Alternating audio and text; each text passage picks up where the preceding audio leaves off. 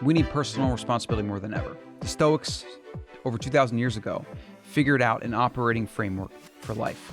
It's based on focusing on what you can control and accepting things outside of your control.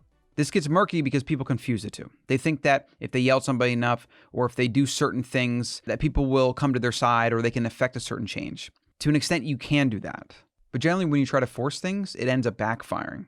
And this is where an ancient concept known as wu wei comes in, where it's actually action through inaction. A lot of times you can get result by letting things figure themselves out, like by not doing anything. A lot of times the best action is actually to not do anything, which is why the recent silence is violence crap is just that, is crap. But topic for another day. I want to talk to you today about what everybody needs, the individual. We need personal responsibility. People should not be out screaming at other people, yelling at other people, berating other people, trying to shame other people until they get their own shit in order. Seems obvious, right? The world, when a bunch of humans take responsibility for their own life, becomes a better place. Very quickly does it become a better place. It's also how we're going to stave off potential civil war, a further polarization of our society and our species in general. I hope so. My son is too. I hope we don't have to have a civil war or potentially World War III in his lifetime or ever. But if we keep doing what we're doing, if we keep letting the algorithms manipulate us, if we keep letting the politics and the big corporations and a few select people that control basically all the media manipulate us, tell us what to say, think, and feel, and then we go on social media and attack each other doing exactly what they want, if we don't stop that, we are headed for destruction. If you actually look through the epochs of human history, every time there's a big change, at least in this country, where there's been a change for the better, lots and lots and lots of people have died as a result. Lots and lots and lots of people have paid the price. Individuals wiped from the planet. And the freedoms that you and I enjoy today, one of them being freedom of speech, is built upon the backs of those humans that suffered before us. And then even just the 10,000 years before then, and all the technology we have, running water, the fact that we have electricity, all these things are the culmination of people that have come before. The next 50 to 100 years is going to be built on what happens now. And whether we make it devolve into armed conflict, or whether we find a place to meet in the middle so that we can work together, that's the big question. The way the internet's set up right now, by definition, leads people to dogma and to polarization. I think it's the greatest existential threat to our species that we've ever seen. And what you're seeing in the recent things that are going on right now with, and then now the Black Lives Matter movement, all these things that kind of, like 1 second popular, next second nobody's talking about it. Those cycles, those ups and downs, we've hit a tipping point with the media and with the powers that be, the elite. They've been able to figure out that they can literally create movements out of thin air by using a combination of Facebook ads, Google AdWords, bots that post certain things or that upvote them or uptick them or like them or whatever, fake accounts going left and right. They've figured out that they can do these things faster than ever before. Nazi Germany used propaganda. Today, there's propaganda. To think that we've evolved out of that, that's an illusion, right? It's stronger than ever. And a lot of this propaganda is being fed from powers that be that want a certain thing to happen. They have a certain agenda. And the mass of people that get all of their information and news and everything from this device or one of these devices are being played like puppets. So the call to action for this short video is you have to fight the dogma. You have to fight the bad ideas. And the most discerning thing that I'm seeing right now that's bothering me the most with all this is the good people are being silent in the wrong way. They're being silent by not calling out the hypocrisy of a lot of this. People didn't even want to challenge Verona nonsense. I got to say a certain word because the algorithm will pick that up. People aren't speaking up. They're not challenging bad ideas. They're afraid of retribution. They're afraid of being shamed or criticized or potentially fired, I guess. You know, these things are happening. This cancel culture nonsense is just latching on to different things. You couldn't criticize mask wearing or social distancing or any of these things. You would get shamed. People would berate you. People were even getting death threats for these things.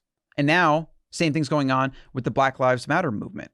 You can't offer a conflicting point of view and it not be controversial. You can't say one thing about truth, right? About data, about facts, because if they don't like it or if they think you're insinuating something, they'll just attack you. That's the danger. This stuff is what's going to devolve and ruin our society and the freedoms that we take for granted. I've never been more compelled than ever to do this. I'm actually shifting a lot of my content to talk about these big ideas. I've always been interested in dogma and the human animal and understanding our evolutionary past so that we could better live today. And I've been doing that in my life with great effect, and I've been helping people do that for years now.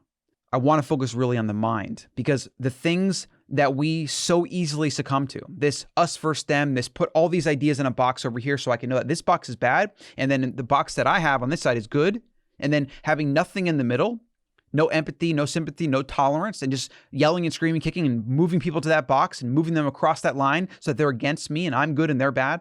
This is the thing that we have to fight. This is the thing that I've never felt more compelled in my life to be involved in and included in and to try to affect a positive change in. So the call to action for you, if any of this makes any sense to you, don't back down. Don't be silenced. You don't have to say and do what everyone is trying to tell you to say and do. No matter where you fall on the spectrum, speak your truth. Obviously, do it with tolerance. Do it with understanding and empathy. Use questions. Try to avoid accusing people of things, calling names, things like that. Don't do the things that they're doing. You got to be better than that. You have to speak objective truth, and you have to avoid getting emotional. Don't be afraid to challenge bad ideas. That's what we need. We have a civil war going on right now. It's been going on in politics for a while. The SJWs, the Democrats, Republicans, the left, the right, a lot of those things I don't even understand. Like when you tell me left, right, I don't really know what it means. I don't really want to know what it means. I never paid attention to politics. So what I'm interested in is truth, data, fact, common sense. And there's a lot of people that ignore those and that cherry pick and manipulate the truth and use things like fake news and actually don't do the research. They read a headline and then all of a sudden that's what they believe. They don't do their own research. They don't know what the hell they're talking about. You have to be one that does. And then you can focus on facts and data and be a calmer, level-headed, objective seeker of truth and a spreader and promoter of truth. That's what I want. That's what I'm here to do now. That's what I'm doing. I'm going to help people level up. I want to help them get out of their dogma. I want them to see clearly, focus on facts, challenge their beliefs, try to meet in the middle, try to have tolerance and empathy, build it, develop it. And then hopefully that can be a positive change. Maybe we can fight back this wave of intolerance and dogma. That's what it is. It's just so ironic that these same people that are out spewing hate and attacking people and trying to shame people into compliance and this and that and doing these things that make no sense, that are completely missing the mark, these people are just vying for power. They don't want change. And even the ones that think they're helping because they're hopping on that bandwagon, I'm not being specific here, but I think a lot of that is not placed in the right place. It's not in the right direction. It's not actually helping. It might be neutral. It might be a little bit of good here and there, but the way it's devolving and the way things aren't really getting in check, the way people are looting and vandalizing and they're kind of trying to hide behind the protest or the peaceful protest or like those type of things, and how people are not getting prosecuted for committing crimes. GoFundMe is canceling people that are trying to offer objective truth. They're funding criminals that take over a Sheraton hotel and they have a GoFundMe page. Someone like Candace Owens gets her GoFundMe campaign canceled. I don't even know why, because she just doesn't buy into the narrative or something. She challenges it. Ideas that challenge become better ideas. They evolve. And this idea that all these people are all right because there's some injustice in the world. Everybody is right and they're above reproach because there's some bad in the world. Or all police are bad because there's some bad situations or people that have made mistakes or whatever. Or someone's bad because they make a comment. Maybe it's not worded correctly or whatever. Or somebody's racist because of something they post online and you actually haven't done your research. This is how we destroy our society. It's how we will destroy freedom of speech. It's how we will divide, and it's how we will lead to destruction, to war. I hope that doesn't happen. I really do. But it's going to require collective effort.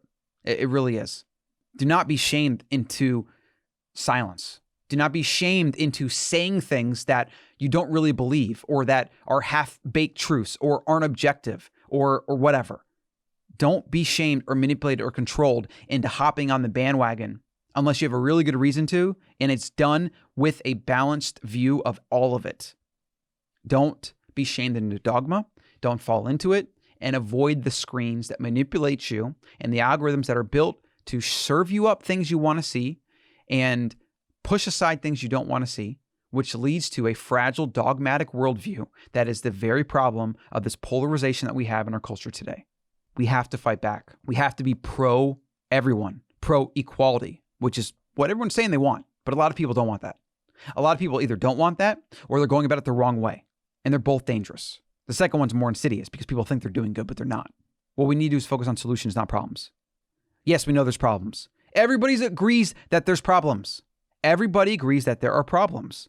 But focusing on those problems doesn't do anything to fix it. In fact, you end up finding more problems and more problems and more problems. It's just never ending. focusing on solutions inherently is addressing the problem, because that's what a solution is. It's a solution to a problem. That's what we need right now. Solutions. Not just dogmatic, oh, the world's unfair and this, that, it's all bad. Yeah, world is. It's not perfect. It's not utopia. Nature itself is ruthless. Stop the dogma. Stop the shaming. Seek objective, balanced, nuanced truth, which is somewhere in the middle. You have extremes, and the truth of what's best is somewhere in here. The problem is the people that are trying to focus on the here are getting ridiculed and shamed, attacked, etc. That is what we need to protect.